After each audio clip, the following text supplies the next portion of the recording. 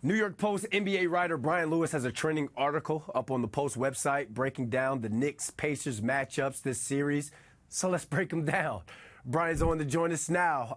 Mr. Lewis, I know you got to get to the Garden, so let's go through this. I picked four, and let's go. Let's get it started. The first one: Knicks three-point shooting versus Pacers three-point defense. Who has the edge?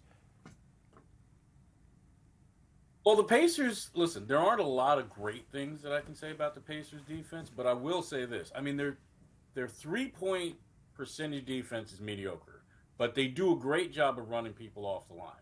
They've allowed the fewest attempts in the league. They've allowed the fewest threes made in the league. So that's something I would say the Pacers do well and have an edge there.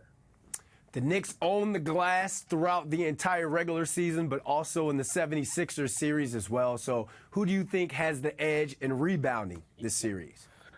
Okay, so if the Pacers had a slight edge in the first category, this one is a glaring edge. The Knicks aren't just a decent or good rebounding team. They're a fantastic rebounding team, particularly on the offensive glass.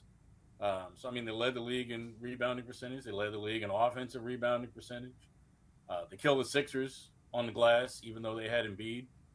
And Indy's, not quite bottom of the barrel, but pretty far down the list in terms of that. So that's a huge edge to the Knicks.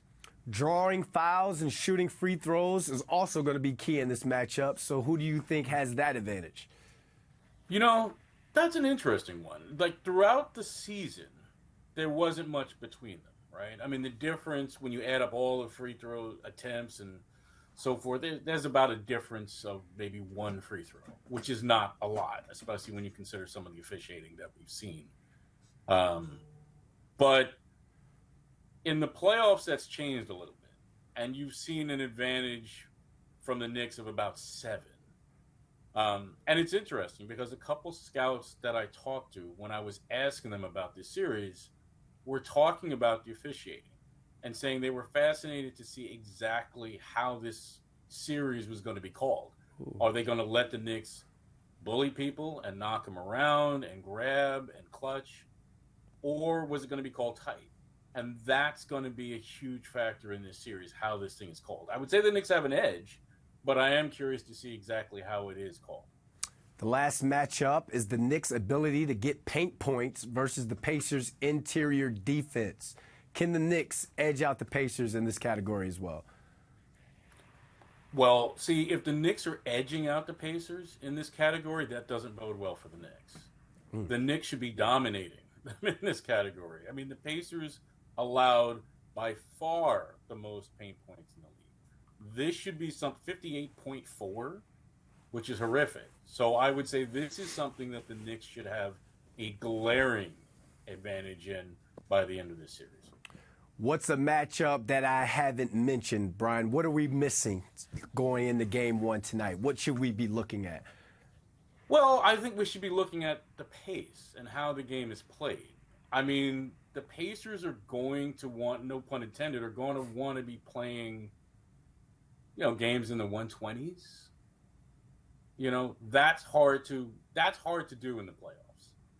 These things slow down. I think they were under 100 points once all year. In 82 games, they were under 100 points once. And even though they won against Milwaukee, a team that, by the way, has not defended well for much of the year, they were held to 92 points and 94 points in their first 4 games. So if the Knicks can slow this down, that's to their advantage. If the Pacers can get them running up and down, that's to their advantage. I think that's the single matchup that I would be interested in seeing as a fan just watching this game. You guys can go check out all of Brian's matchups up on the Post website. Brian Lewis, enjoy game one. All right. Thanks for having me. I appreciate it.